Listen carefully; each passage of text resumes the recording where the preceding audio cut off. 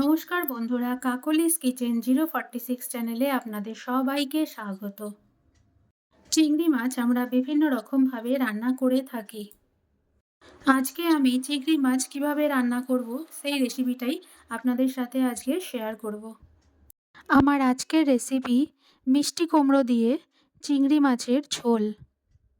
এভাবে চিংড়ি মাছ রান্না করলে গরম ভাতের সাথে আর অন্য কোনো কিচ্ছু লাগবে না, খেতে দুর্দান্ত স্বাদের হয়। রেসিপিটা ভালো লাগলে আমার চ্যানেলটা সাবস্ক্রাইব করার অনুরোধ রইল। আসুন তাহলে আজকের রেসিপিটা শুরু করা যাক। আমি এখানে 300 গ্রাম মিষ্টি কুমড়ো নিয়েছি। কুমড়োগুলোকে খোসা ছাড়িয়ে এরকম চারকোনা করে একটু বড় সাইজের করে কেটে নিয়েছি। কেটে ধুয়ে পরিষ্কার করে নিয়েছি। আর নিয়েছি 200 গ্রাম মাঝারি সাইজের চিংড়ি মাছ। চিংড়ি মাছটার মাথাটা আমি ফেলে দিয়েছি। মাথাটার পরবর্তী অংশে ওপরের একটু অংশ কেটে ভেতর থেকে একটা কালো সুতোর মতো নোংরা বেরিয়ে আসবে, ওটা একটু কেটে টান দিলেই ওপর থেকে নোংরাটা বেরিয়ে যাবে। ওই নোংরাটা ফেলে দিয়ে আমি ভালো করে মাছগুলোকে ধুয়ে পরিষ্কার করে নিয়েছি। মাছগুলোতে আমি হাফ টিস্পুন নুন আর হাফ টিস্পুন হলুদ দিয়ে ভালোভাবে চিংড়ি মাছগুলোকে মাখিয়ে নিচ্ছি। মাছটা নুন হলুদ মাখানো হয়ে গিয়েছে। এবার গ্যাসে একটা কড়াই বসিয়ে দিয়ে কড়াইটাকে আমি গরম করে নিয়েছি। এতে আমি 25 গ্রাম সাদা তেল দিয়ে দিয়েছি আর হাফ টিস্পুন কালো জিরে দিয়ে দিচ্ছি। দিয়ে ভালোভাবে তেলটাকে গরম করে আমি একটা খুন্তি দিয়ে তেলটাকে চারিদিকে মাখিয়ে নিচ্ছি। এবারে মাছগুলোকে আমি ভেজে নিচ্ছি। মাছটা বেশি কড়া করে ভাজার দরকার নেই, মোটামুটি একটু ভেজে নিলেই হবে। আমি 1 মিনিটেরও কম সময় মাছগুলোকে এপিট ওপিট করে ভালোভাবে ভেজে নিয়েছি। এই পর্যায়ে গ্যাসের ফ্লেমটা মিডিয়াম টু লো রেখেছি। মাছটা ভাজার সময় তেলটা ভালোভাবে গরম করে নিতে হবে, তাহলে মাছগুলো কড়াইতে আটকে যাবে না। মাছের এক পিঠ ভাজা হয়ে গিয়েছে, মাছটা আমি উল্টে দিচ্ছি। এভাবে মাছগুলোকে 2 পিঠ ভেজে নিয়েছি। মাছটা ভাজা হয়ে গিয়েছে, মাছটা আমি এবার তুলে নিচ্ছি।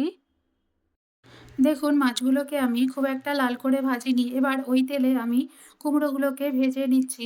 এই পর্যায়ে গ্যাসের ফ্লেমটা হাই রেখেছি। কুমড়োগুলোকে আমি 4 মিনিট ধরে ভেজে নেব। কুমড়োটা ভাজতে ভাজতে অনেকটাই নরম হয়ে এলে সেই পর্যায়ে আমি এখানে 1 টিস্পুন নুন দিয়ে তারপর কুমড়োগুলোকে আবার ভেজে নেব। মোট আমি 5 মিনিট ধরে কুমড়োগুলোকে ভেজে নিচ্ছি। এই পর্যায়ে আমি নুনটা ব্যবহার করেছি, সেটা আপনাদের দেখানো হয়নি। কুমড়োগুলো ভাজা হয়ে গিয়েছে, এবার আমি কুমড়োগুলোকেও তুলে নিচ্ছি। কুমড়োটা আমি 60% এর মতো ভেজে নিয়েছি। ওই তেলে আমি একটা তেজপাতা ফোড়ন দিয়ে দিলাম, আরও 2 টেবিল স্পুন সাদা তেল অ্যাড করে দিচ্ছি। এবারে এর মধ্যে 1 টেবিল স্পুন আদা বাটা দিয়ে দিচ্ছি। দিয়ে আমি কয়েক সেকেন্ড নেড়েচেড়ে নিচ্ছি যতক্ষণ না আদার কাঁচা গন্ধটা যাচ্ছে। এই পর্যায়ে গ্যাসের ফ্লেমটা মিডিয়াম টু লো রেখেছি।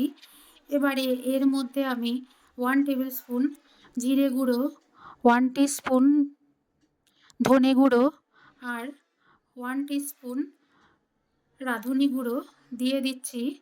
আর দিচ্ছি 1 টিস্পুন নুন আর 1 টিস্পুন হলুদ গুঁড়ো।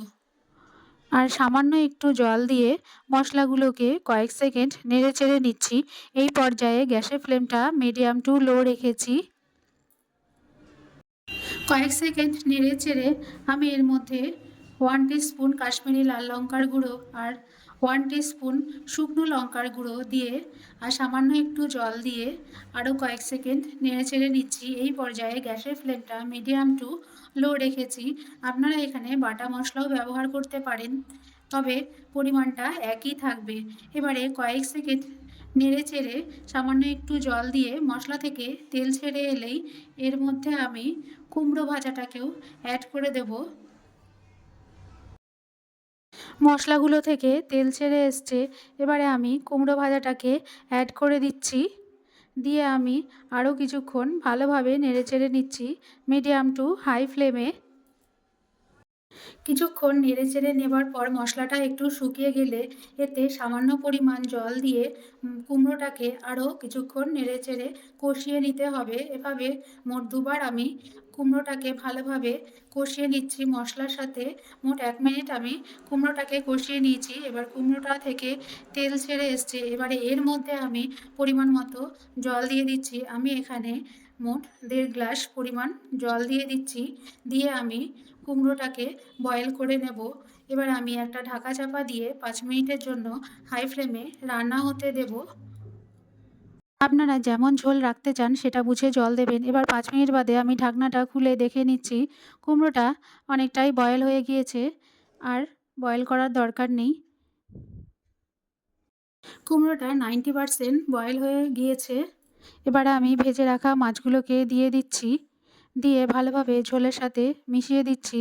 দিয়ে আমি আরও 1 মিনিট ঝোলটাকে মিডিয়াম টু লো ফ্লেমে রান্না করে নেব।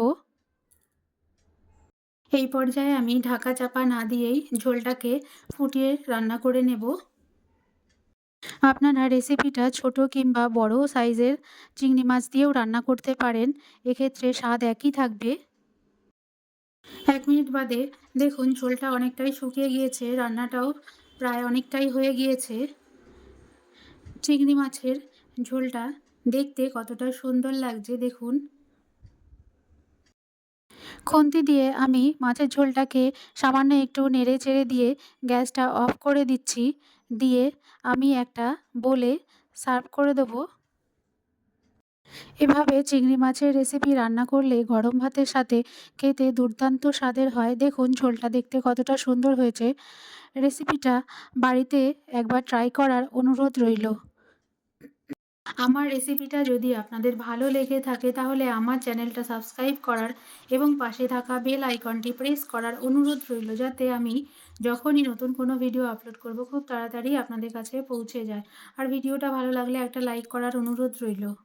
আমার চ্যানেলে সর্ষে পোস্ত চিংড়ি মাছের রেসিপিও দেওয়া আছে, আপনারা চাইলে সেটাও দেখতে পারেন। ভালো থাকবেন, সুস্থ থাকবেন, আবার দেখা হবে নতুন কোনো রেসিপিতে।